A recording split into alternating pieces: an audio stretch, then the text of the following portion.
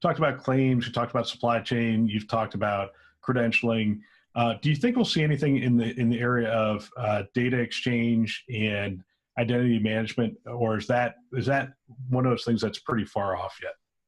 No, I don't think it's going to be that far off. I mean, I think you have to. I think we do have to accept and take our lessons from the past with regards to HIE and the challenges that health information exchange has brought to the industry, and so they are out there, right? There are obviously some good examples of HIEs in certain regions where it's worked, but it's because of a lot of cooperation.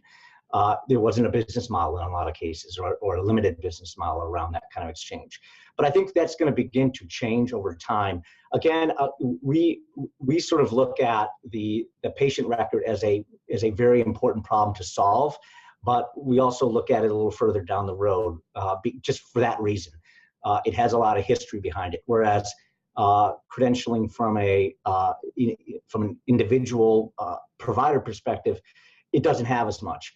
But yeah, I mean, I think the opportunity for that's going to be very big. I think, switching gears a bit, financial services. If you look at financial services, one of their biggest costs, in fact, it's estimated to be up to $20 billion a year, is around KYC, or Know Your Customer.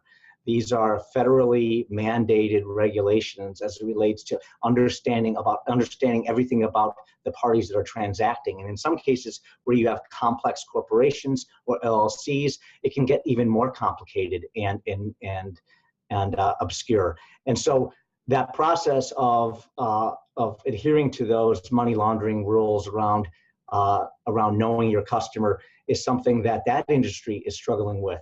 Well, if you think about it for a second, it's not all that different than a medical record that's passing between different entities, and be able to know that information, whether you're on the claim side or on the care side. So I think one of the things that's always interesting is we're beginning to see multiple industries have this problem, and when that happens, you begin to get economies of scale.